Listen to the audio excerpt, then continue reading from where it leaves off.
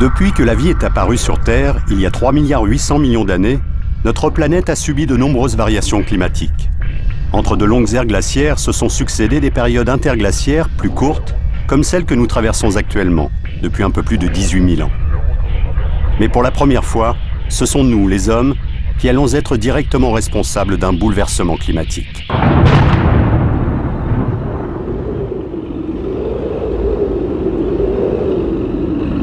L'étude du climat passé de notre planète est une science jeune. Elle ne date que d'une cinquantaine d'années et prend sa source dans les déserts glacés que sont l'Arctique et l'Antarctique. Elle nous permet aujourd'hui de remonter dans le temps et ce jusqu'à 450 000 ans, soit 4 cycles climatiques. Une avancée spectaculaire, due à de véritables aventuriers, des scientifiques comme Claude Lorius, qui le premier eut l'idée d'étudier l'air contenu dans les bulles piégées dans les glaces. Comment cette idée nous est venue? C'est lors d'un forage déjà, où en buvant un whisky, on a mis j'ai mis dans mon verre un petit morceau de glace qu'on venait de récupérer, et les bulles se sont mises à éclater. Et c'est là que l'idée a germé. Ces bulles, est-ce qu'elles ont conservé fidèlement l'empreinte de l'atmosphère passée?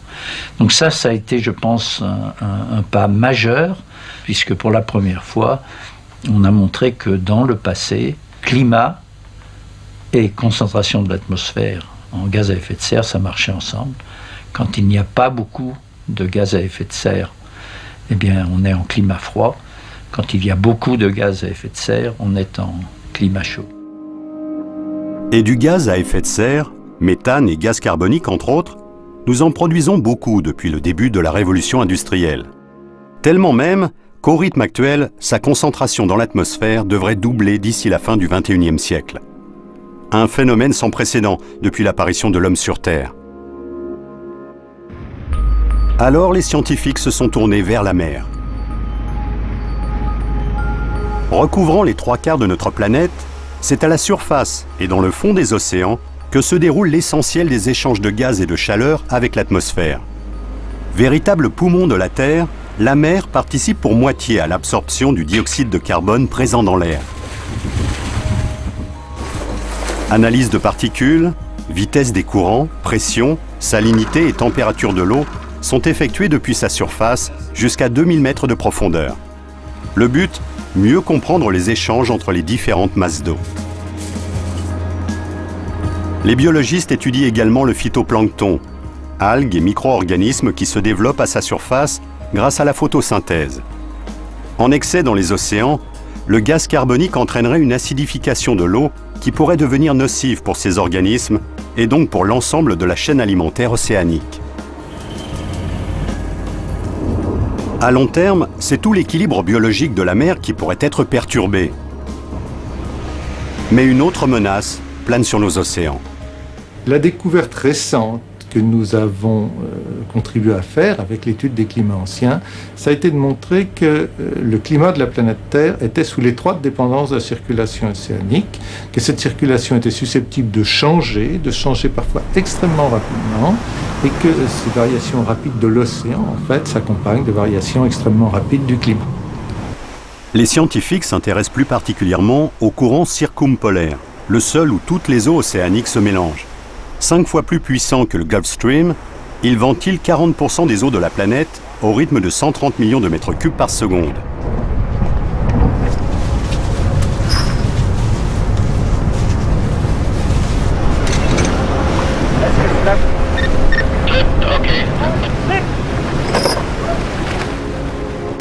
Afin de mieux connaître ce courant, une série d'instruments de mesure a été immergée en 2006 tout le long du passage de Drake, entre la pointe de l'Amérique du Sud et l'Antarctique. Parfaitement autonomes, ces instruments ne referont surface qu'en 2008 pour nous livrer toutes leurs informations. En Afrique, c'est le Gulf Stream qui intéresse les chercheurs. Car même si les spécialistes s'accordent pour dire qu'il ne peut pas avoir d'impact sur un dérèglement climatique global, ce courant exerce une influence très importante au niveau régional, notamment sur des phénomènes naturels comme El Niño ou la mousson. Depuis plus d'une trentaine d'années, des régions entières de l'Afrique de l'Ouest sont confrontées à une sécheresse due à des moussons très capricieuses. Au cours de cette même période, la température de l'océan Atlantique au large de ses côtes a augmenté d'1 demi-degré. Relation de cause à effet? Analyse des poussières, des vents, de l'absorption des sols sur Terre, dans la mer et dans les airs, rien n'est laissé au hasard par ces scientifiques. On voit toutes les précipitations qui s'organisent ici. Plus c'est rouge, plus il pleut, c'est ça? En tout, ce sont plus de 500 chercheurs, européens, africains et américains, qui se sont répartis sur l'ensemble du territoire jusqu'en 2010. Car devant l'ampleur de la complexité de ces phénomènes, la plupart des recherches menées sur le climat sont faites aujourd'hui dans une parfaite coordination internationale. En un peu plus d'un siècle et demi, nous avons puisé sans compter dans les réserves fossiles, charbon, gaz et pétrole, que la Terre avait mis plusieurs millions d'années à constituer. Les conséquences en sont dramatiques, et nous commençons seulement à en mesurer l'ampleur. La Terre se réchauffe. Depuis 1860, les 10 années les plus chaudes ont été enregistrées ces 20 dernières années seulement. Tempêtes, inondations et sécheresses se multiplient en fréquence, mais aussi en violence. Les océans prennent de la hauteur.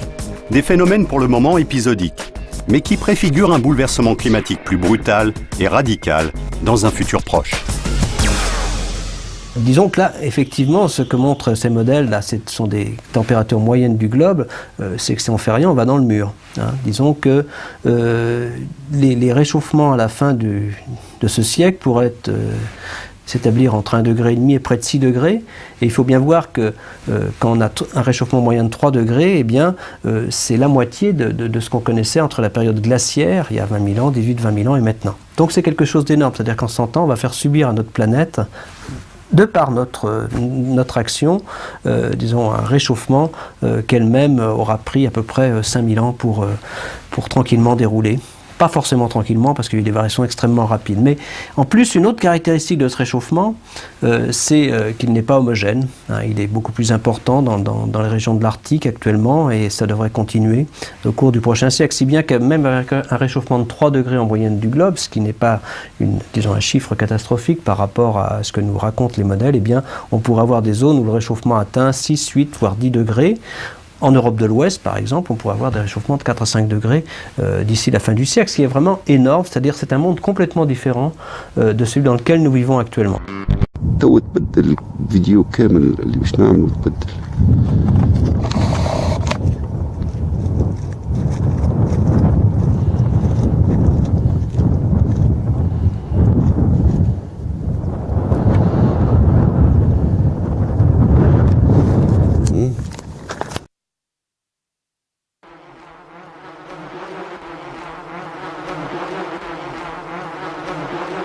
Au départ, il n'y avait rien. Que le verbe soit, a dit quelqu'un. Le verbe, oui, mais c'est quoi? Les bêtes qui avaient des ailes s'en servaient pour voler. Et il y en a qui ont voulu fignoler la machine. Dans la vie, il faut innover pour s'en sortir chez Darwin. Tant qu'à bouger les ailes, pourquoi pas se les frotter, ça fera du son. Et voilà comment les mâles aguichent les femelles chez les grillons. Ça s'appelle la stridulation.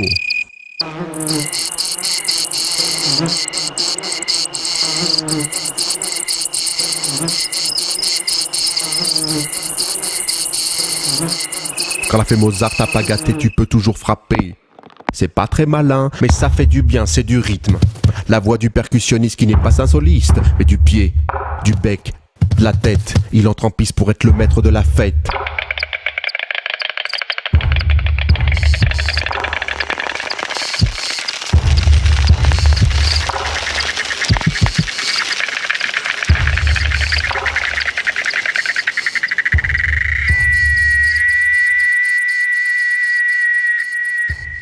La cigale ouvre le bal, avec sa timbale, mais sans conduit vocal, n'espère pas de mélodie. Nous les batraciens, la révolution du son, on l'a fait, on n'est pas lâchés en lit.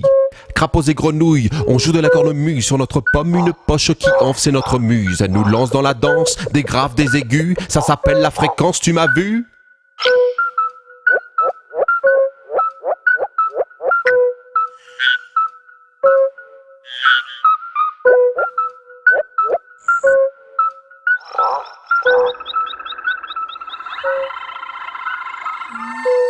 Pour tous ceux qui ont des bouches ou des becs, ça résonne à la louche et sans deck.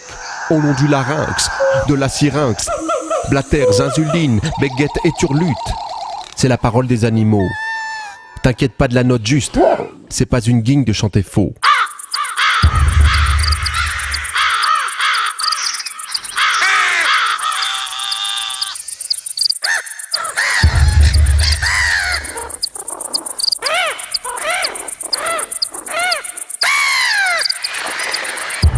Quand t'es sûr de toi, sur les vocalistes, tu mets des points d'orgue et des codas.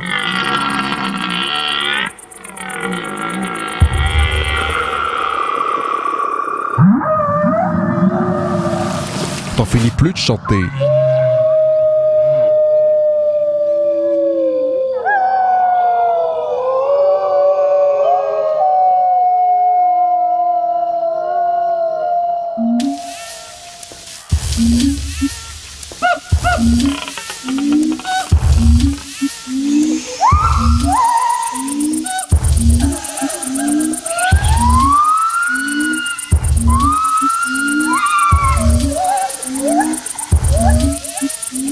Mais il n'y a pas que la longueur en musique, il y a aussi la langueur et la virtuosité.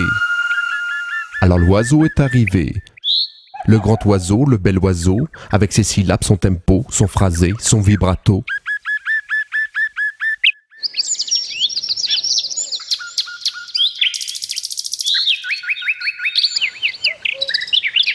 Allez, dis-le que c'est beau.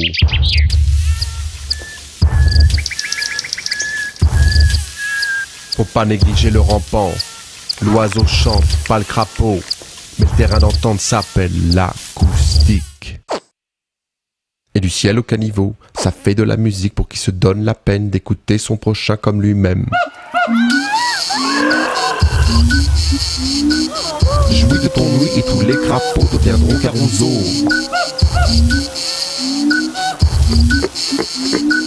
Jouis de ton ouïe et tous les crapauds deviendront carousaux.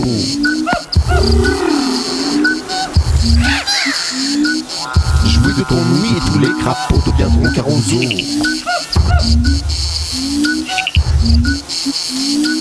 Jouis de ton ouïe et tous les crapauds deviendront carousaux.